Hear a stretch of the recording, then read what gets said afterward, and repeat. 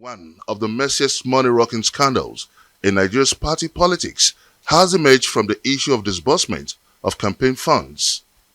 Recall, after the 2019 elections, the PDP National Working Committee had been enmeshed in a 10 billion campaign fund saga as alleged by its then presidential spokesman, Kazim Afegwa.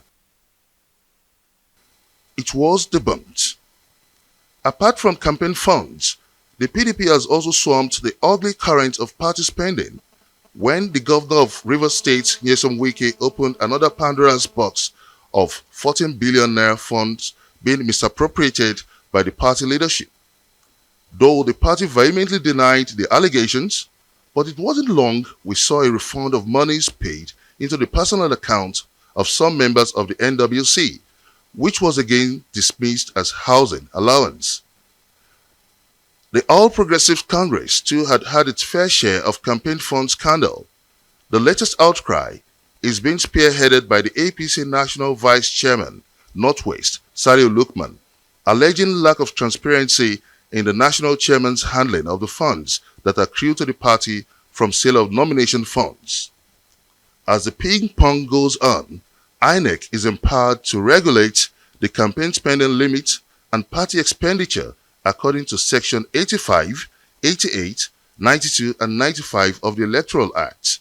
But what's the role of INEC in achieving this? Well, in terms of campaign spending limits, I'm not too sure that I have a record relating to defaulters. But in terms of keeping to the timeline for submitting reports every year, almost every registered political party has defaulted in this regard. And we keep on extending the time for them to comply, and sometimes it takes them a whole year, sometimes it takes them 2 years to comply with filing of the necessary reports. Attempts by anti-corruption agencies in getting to the bottom of such controversies more often invite a complex network of intricacies that makes it more difficult in unraveling. We were at the Economic and Financial Crimes Commission headquarters, where we met with the chairman. We took him up on what the commission is doing in tackling infractions in campaign financing.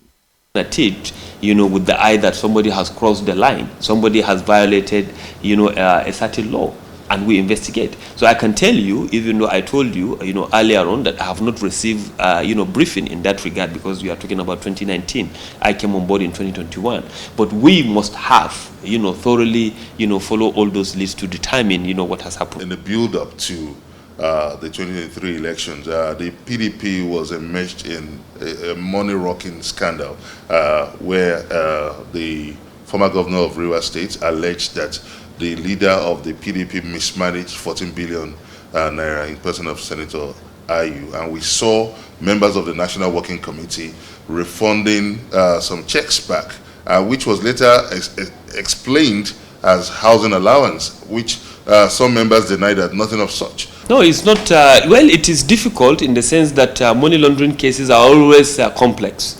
Issues like these are always not straightforward. And but of course, you tend to look at the layers that are involved. You look at the people that are involved. But I can tell you, without mixing my words, that we are looking at that seriously. Investigation is ongoing. We have a tradition here that if matters are under investigation, we don't tend to discuss to the media, regarding, our own investigation activities, but rather we tend to hold on, for them to know the outcome of what we have investigated. And even that, are cases that we are making public, by going to court and all of those things. When you see us, talking to the press or releasing some issues, is because we have, sat down and analyzed things and realized that, no, look, we need to do this, to allow the court of public opinion to come in and to smoke out some other people that we were yet to see. That are the only reasons, where we do things, like that. When we are alleging, there is a sort of a kind of money laundering, allegation in that regard. Monies that are illegitimate, monies that are illegal, finding their way into financing campaigns. Now, in that window, we have the responsibility to come in, and investigate. But I can tell you also that we are working hand in gloves with INEC in all of these investigations. Can it be said that the laws are strong enough, or perhaps hypocritical of its objectives. From this dialogue, while the law limits candidate spending and individual donations, it does not specify any limit for political parties in the area of campaign fund spending.